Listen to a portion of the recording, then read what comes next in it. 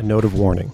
This podcast explores graphic and disturbing stories and includes strong language. It therefore may not be suitable for our young listeners or other folks who may find it disturbing.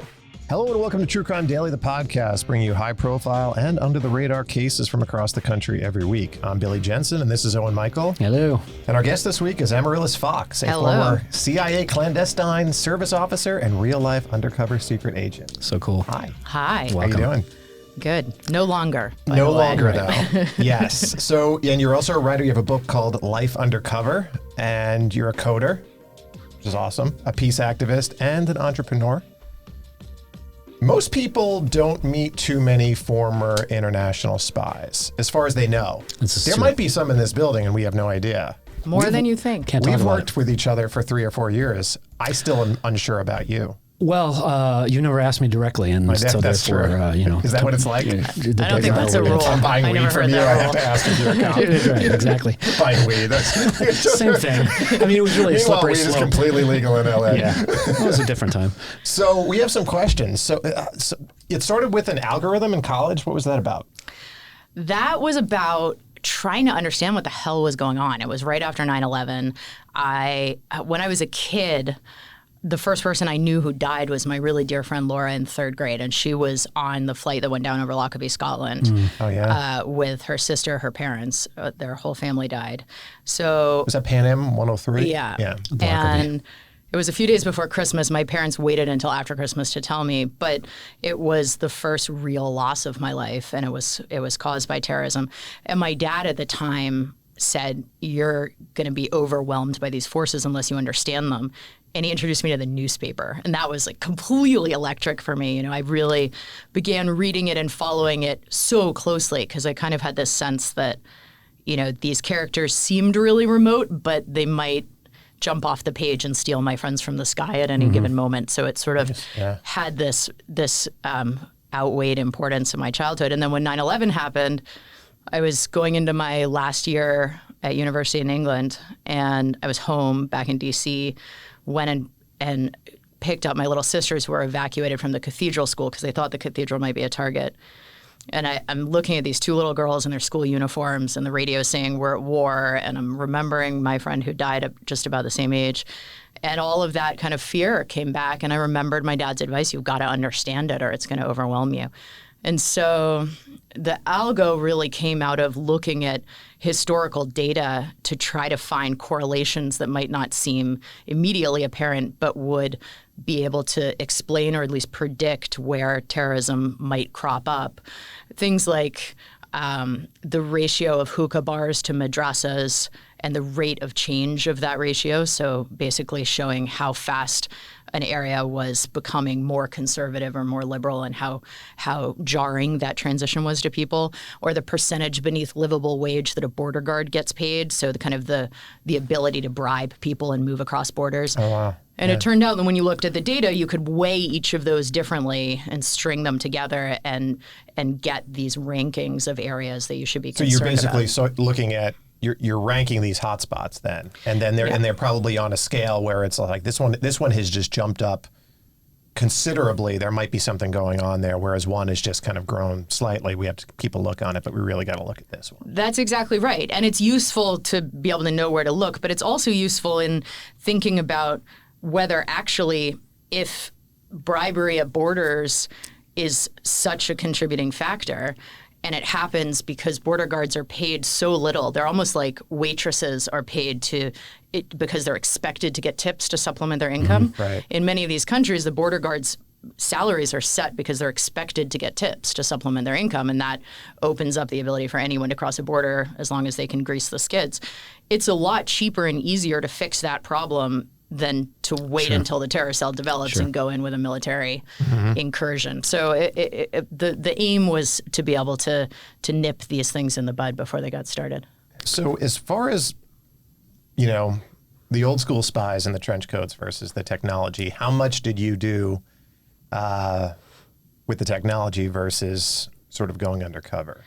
Well, I was kind of the last generation of Cold Warriors, really. I mean, I joined after 9/11, but my teachers had all been Cold War guys. And it was really the last era before facial recognition and biometrics and all of the challenges that the current day officers face. So the tradecraft now is very different. I mean, a lot of what I write about in the book seems almost nostalgic now. It's definitely the era. Yeah, it's got some charm. Yeah, it does have. I mean, it dead drops and things like that. That's right. Things with the chalk and things like that. Absolutely. And those things are a lot harder to pull off now. But all of that tradecraft, even as it evolves, that's sort of what we see focused on in the movies. But in reality, that's just the kind of protective casing that you have to learn in order to safeguard the real work, which is this very slow, quite soulful building of relationships with sources over months and sometimes years to move them from a place where they're participating in taking lives to a place where they are courageous enough and trust you enough to make the leap and actually participate in trying to prevent those attacks and save lives. You just wrote this book, and it's called Life Undercover. Tell us what it's about. Well, it's really a personal coming-of-age story, but I happened to come of age not only against the backdrop of the war on terror, but while undercover working counterterrorism for CIA overseas, and got married and had my daughter while I was doing that work. And so, in some ways, it's a story of figuring out who I was and what my work was in the world in the way that every 20-something-year-old does, and then at a kind of more macro level, it's the story of the war on terror through the eyes of the 20-somethings who were fighting it at the agency. And I think sometimes we forget how young the intelligence and military officers who are tasked with this work are, especially in the intelligence world. The longer that you're out working, the more your cover gets eroded. So the kind of counterintuitive thing. Do you mind explaining that? Sure. So, I remember a teacher saying to me during training, you can do an entire career sitting in your closet overseas and not do any work, and your cover will be pristine. Nobody will suspect that you work at CIA or that you're involved in the intelligence world, but you also won't have done anything useful. So every time you embark on an operation, you develop a source, you do something to try to predict or prevent an act of war, an act of terrorism, the chance of the people around you getting some sense of what you do increases, so that eventually, after several tours, most people end up either being declared to the country that they're working in or coming back and working at headquarters, taking on a management role. So it's really the first tour officers, the youngest people whose cover is pristine because they haven't been out working, that are often tasked with work that requires that level of secrecy. And so this is the story of the development in many ways of my sort of perspective on the war on terror. I did not start out with a view to peacemaking or finding common ground. I'd lost a friend to terrorism in third grade. My writing hero, Danny Pearl, was killed after 9/11. I had really been shaken by what was happening to the world and started out wanting to wipe the adversary off the playing field. And I just learned interaction after interaction over the course of almost a decade that just doesn't work. I mean, it's not only not a very fulfilling way to live, but you risk creating more adversaries than you destroy. Yeah. And so, the book is that evolution, but in a very personal sense. I think a lot of people who read it feel like they've had many of the same experiences, just not working at the agency. Well, we'd definitely like to talk a lot more about this. We'll talk about this book and talk about your work and your background and that kind of thing. We'll do a little Web Extra breakout after we cover our stories this week. But now let's cover a few cases with international elements that happened this week in the true crime world. A Wisconsin woman working as a prosecutor is shot dead on a South Pacific island in her driveway. 4 flight attendants are held in Miami accused of smuggling cash into the country from Chile. But first, a man accused of killing a woman in New York is on trial in Nicaragua. Owen, what's going on with the Nicaragua case and the Bingham Student University, Haley Anderson? So we cover murders and domestic violence and things like that a lot here. This one's got an international twist as advertised. This is the case of Binghamton University student Haley Anderson. She was 22 years old and she was murdered on March 8th last year, 2018. She was strangled in the apartment of Orlando Tercero in Binghamton. The two were in an on-again, off-again romantic relationship. They were both students. They're both nursing students at Binghamton University. They were on again, off again. She was visiting, but prosecutors are saying that he was jealous that they weren't more permanent, and that she had reconnected with an ex-boyfriend recently. So they're surmising this is a crime of passion, except he got away. Prosecutors say he left Anderson after strangling her to death on his bed. Then he left the building hours later. A security camera catches him doing that. At some point, he reportedly had tried to commit suicide. He had left a note apologizing to his family. The Binghamton Press and Sun Bulletin says the attempt resulted in a head injury. It sounds like he, from the evidence that I read, that he tried to hang himself and it didn't go right. And he had also taken some sleeping pills. But he was unsuccessful. The next day, he fled to Nicaragua. He flew to Nicaragua, where he's originally from. He reportedly texted Haley Anderson's sister that he was sorry for everything on the 9th. The sister called 911. Cops arrived and found the scene. Yeah. But here's where it gets tricky. So Nicaraguan police arrested him on the U.S. warrant on March 13, 2018, which is just 5 days after the murder. But the Nicaraguan government said, we're not going to extradite him. You can't have him back. What happens there? What do you do? Well, I think one of the challenges with extradition to the U.S. are countries that have a problem with the death penalty or the potential for the death penalty. I don't know if that's the issue here, because Nicaragua doesn't strike me as one that would have that concern. So I'd be interested to know what the kind of background and the politics were for, because he's a dual national, right? He's a dual U.S. national. So it would seem that extradition would make sense. It doesn't. That's usually the rule, though. It's something about the incarceration standards in the United States as well as the death penalty. Or potentially there's some political quid pro quo going on. Absolutely. They might say, well, you got do this for us under the table, this or that. As much as I could research on this, though, it's not immediately clear why they sent him back, which leads me to sort of agree that that default may be about the death penalty itself. Maybe about the death penalty. There are on the quid pro quo question times where it will be a proposed swap for somebody who's committed a crime there, who's an American citizen, and it may be that we had concerns in reverse around the conditions that an American would face if they were tried overseas. There's always a lot of stuff going on underneath the radar behind the scenes when you're talking about international relations. So there's more to come for that. But it sounds like here the question isn't whether he did it. If has he pleaded guilty? He is. Let me. I'm getting it. Because if he's texted, I mean, he tried to kill himself. He left her tucked into his bed, right, with the covers pulled up. Texted the sister saying sorry for everything. So not to get too far ahead of ourselves, he's being tried in Nicaragua, and this trial is also being live streamed in Broome County in New York, which is kind of weird and awkward. They requested witnesses to testify in New York. There's Spanish language interpreters going back and forth. They're cooperating. They just don't want to give him the body.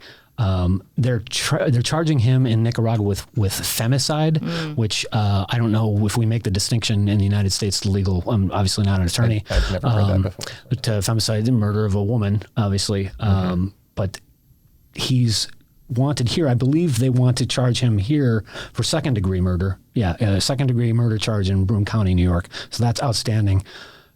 There's not necessarily a death penalty for that because that's heat of the moment type of thing. No, and it sounds like there's some question about his mental health in general, right? I think there was an assessment of his mental health. The defense are expected to bring up psychiatric evidence and call a psychiatrist who treated him as the first witness. So they're starting right away with that. And prosecutors said that 6 months earlier, Anderson reported Tercero had slashed the tires on her car, but she declined to press charges, which we see over and over again. Escalation. Yeah, exactly. So, I mean, at the very least, he's facing due process there, which, there are times where people who are dual nationals or foreign nationals flee and then are protected by the government and don't really ever face justice. And it's not a jury trial, it's a judge trial. So the judge is going to decide the verdict, and I think he's up for 30 years.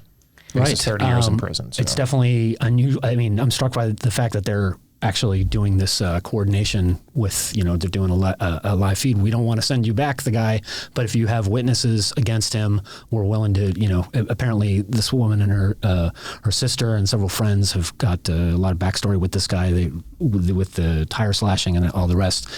They're basically testifying on his behavior and their interactions in the past. So kudos to them for at least, bringing that part into the legal situation here. But I've never seen a case like this. I only look at the legal stuff in the States, though, so I'm not very well versed in this. But we'll bring you more when we know more. It's an interesting legal case. Moving on to another international legal situation, we've got a criminal prosecutor from Wisconsin was shot dead in her driveway on the western Pacific island of Yap on October 5th. And I will bring up a map for our video viewers. I don't have that in front of me right now. It's a very remote place. It's in the Micronesian islands. It's in the middle of the Pacific. Like I said, Yap is about 118 square miles large. It's about a 13-hour flight east of the Philippines and about 16 hours west of Hawaii. Yes. It is in the Pacific there. It's tropical paradise by all accounts, but not for her. Rochelle Bergeron was shot dead in her driveway. She had gone out for her evening run with her dog, and she got back about 7:15. She was getting out of her car. She opened her hatchback, and somebody drove up and fired 3 shots at her, killing her and her dog, unfortunately.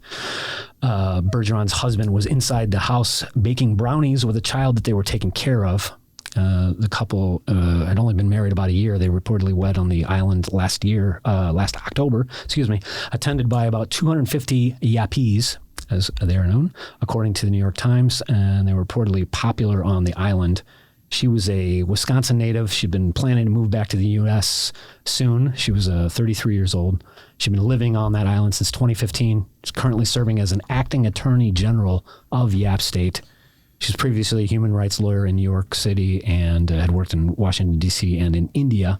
Yeah, so she was getting a lot of death threats. Yeah, friends were saying that she had been getting a lot of death threats because she was primarily leading the sex trafficking and domestic abuse investigations.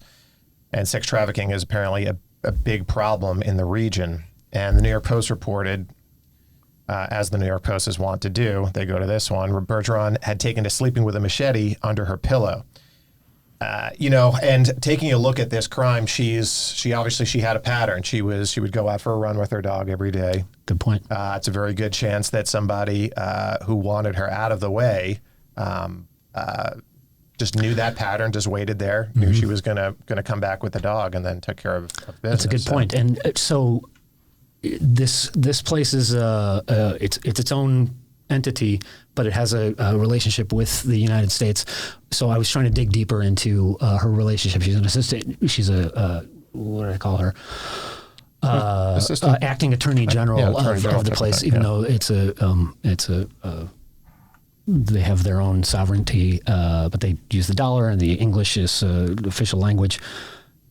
You would think that I wouldn't say an acting attorney general is not necessarily a diplomat, so it's obviously different training as far as pattern. If you want to break it down a little bit, obviously you know better than I do, but they have protocols, diplomatic protocols and things like that. Yeah, well, I mean, even here at home, if you're working on anything that is ruffling feathers in the wrong circles, you definitely don't want to be taking the same pattern of travel every day. Yeah. I mean, the situational awareness and varying your paths are really good precautions to take, especially in the case of working in this part of the world on human trafficking, because increasingly we're seeing human trafficking share nodes in networks with narcotics trafficking and with terror funding.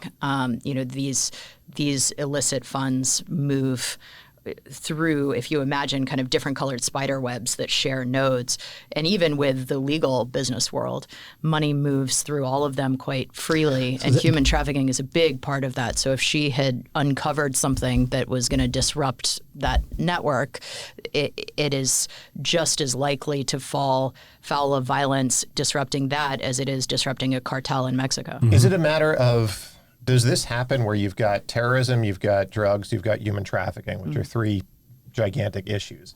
Within those, and it's horrible to say this, within those modes of currency, are those organizations trading with each other based Absolutely. on that? So they're trading, I've got this amount of people, you give me this amount of heroin, I'll give you, and let's throw in guns in there too, this amount of weapons, and then this amount of, because the weapons are going to go towards the terrorism.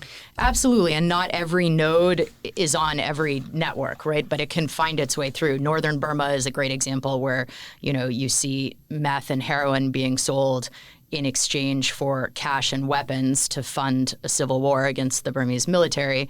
That meth and heroin spreads out across the world, and a lot of the human trafficking that goes up across the border into China is exchanged for the Chinese attack helicopters and other military hardware that's used to prosecute that civil war in Burma.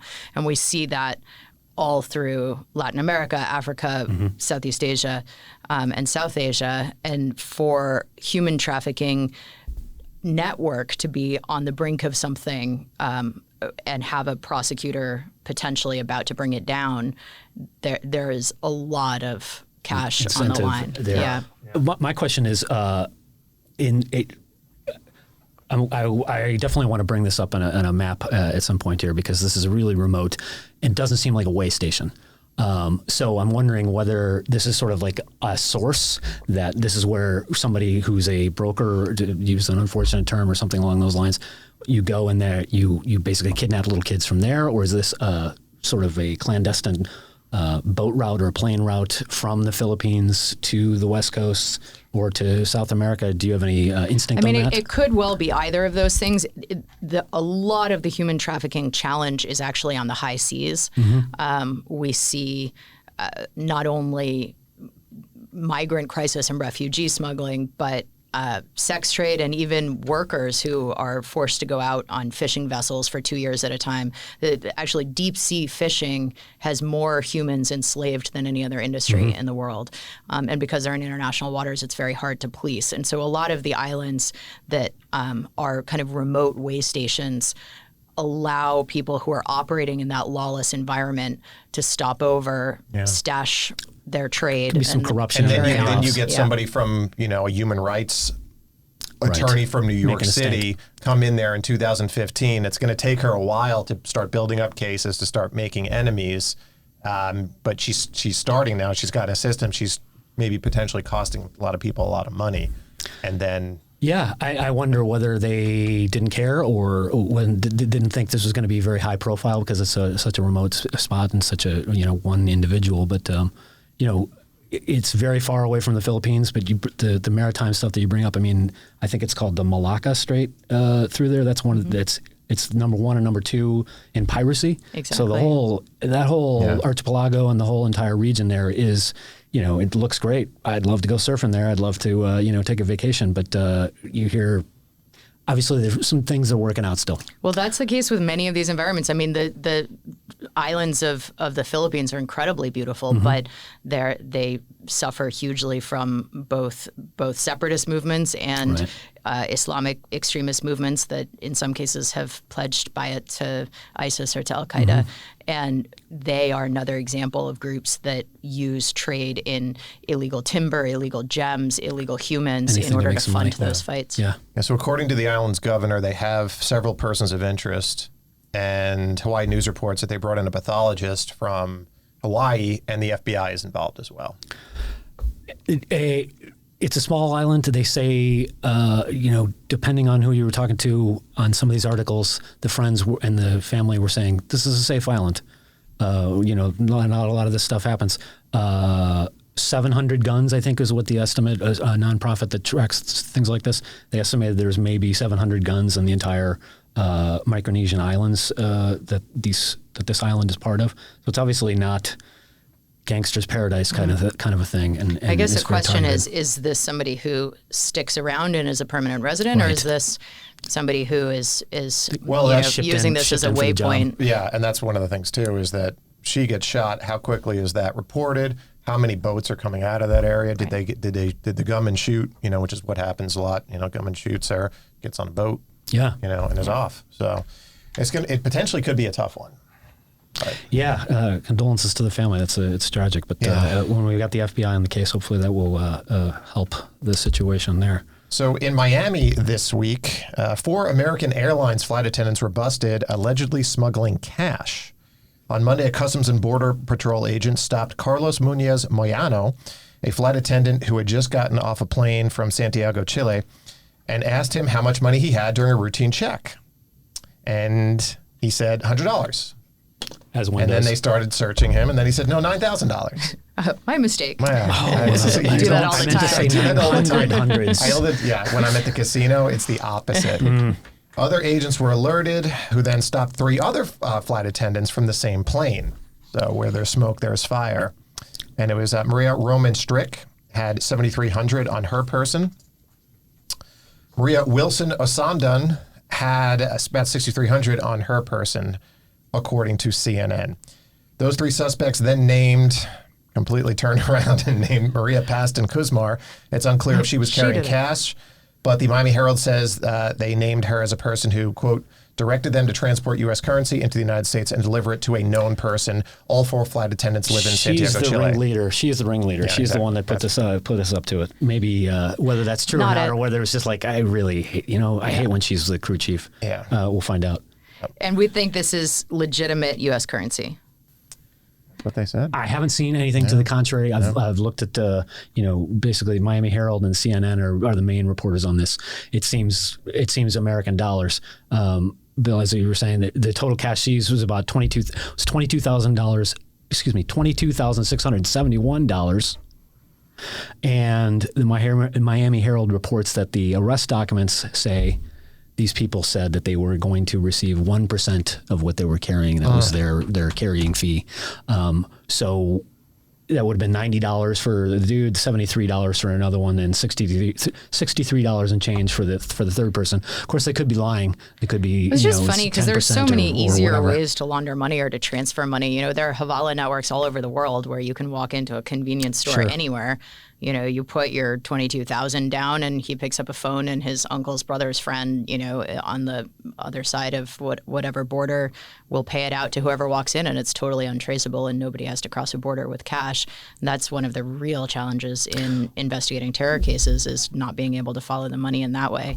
And this is the opposite direction from what you might think if it involved narcotics, right? Where you might expect them to be originating in Latin America, where they're a lot cheaper, and sold in the United States, where they can fetch more money, and then the money to be returned. Money's going the different way, like in Jackie Brown. Well, I was going to say Jackie Brown. It brings to mind, oldie but a goodie in terms of crime as well as a film there. But what is Chile on the radar for in the sort of international underworld, if you will?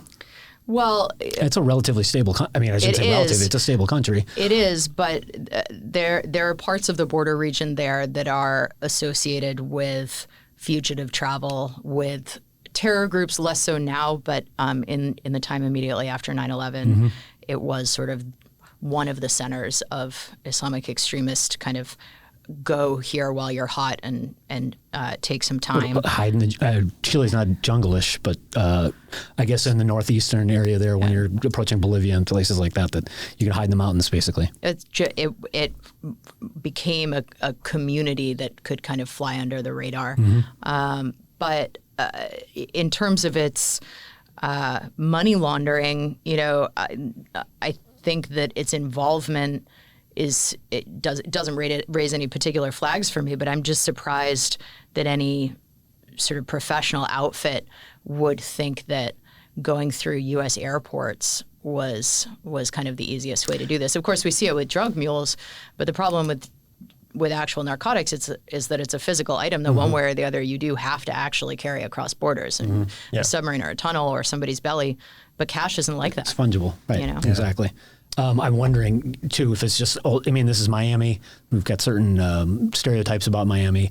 If you're running one of these networks and it's still sort of the holdover of '80s, and you've got 100 flight attendants all bringing in multiples of thousands and whatever, that adds up. But like you say, it is 2019 for Christ's sakes. So the technology alone. Well, it'll be an interesting one to see. Watch this this space. Don't. It's not worth it, especially not 1%. Well, you know what, Owen? We get comments. We do get comments, and we have comments. the largest true crime Facebook page in the world. I've read and that. the Yes. largest true crime YouTube page in the world. Also, Well, crowdsourced detective work. Well, 6 million people will give you a lot of crowd. Yeah. It's quite a yes. crowd.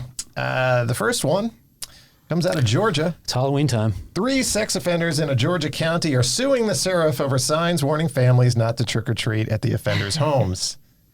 Not the hill to die on.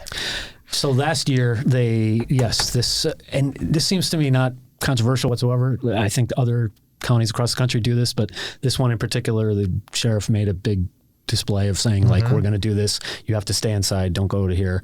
And this was exactly a year ago. This was last Halloween when this happened. So now, Bill, what are they doing? Irie L. said, why are they suing? They are registered sex offenders. I think it's a brilliant idea.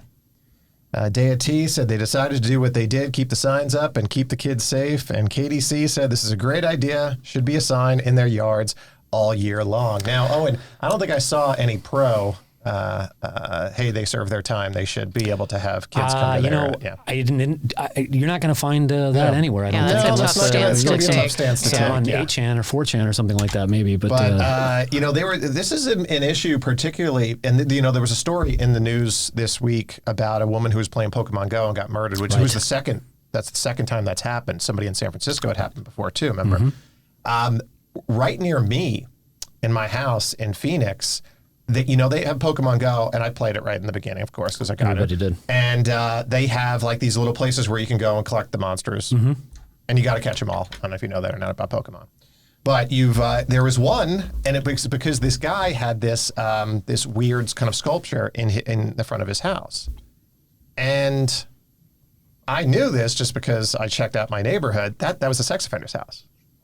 So you had these kids going near a sex offender's house. They didn't know that because they were just collecting all that data from crowdsourcing, and just somebody took a picture of it and said, "Oh, that looks cool," and then let's put one of these things right there. So it's not just Halloween. No, and it's a perennial thing as far as as many of our commenters will comment in that it's unclear whether people can be rehabilitated from this type of thing, and this is definitely one of the most the scarlet letter, the worst things you can be accused of doing in American anywhere really.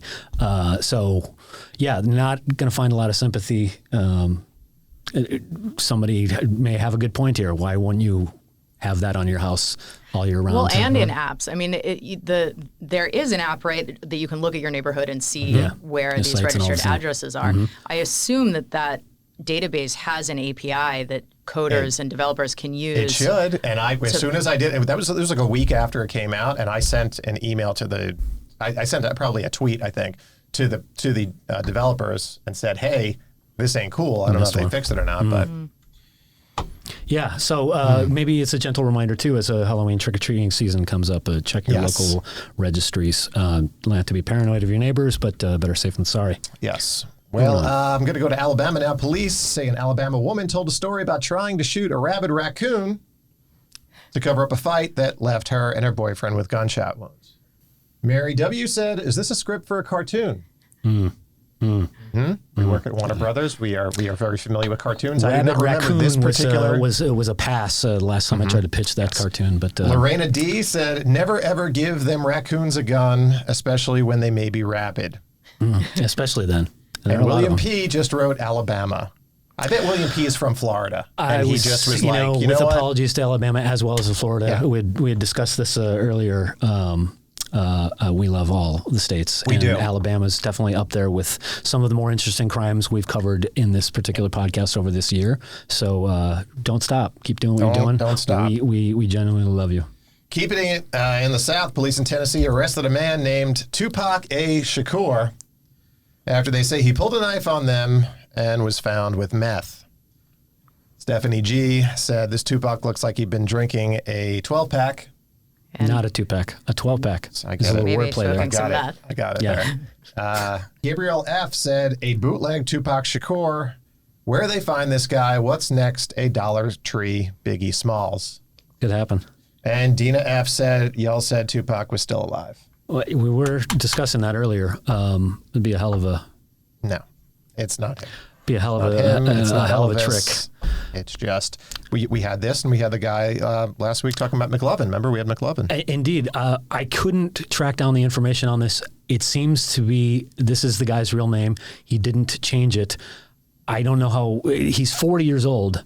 I don't know how 40 years ago your mom or your dad would have said Tupac A. Shakur. It's the same name as the same. So I'm not particularly buying that, but maybe it's his, who knows? But they booked him. I looked at the police report.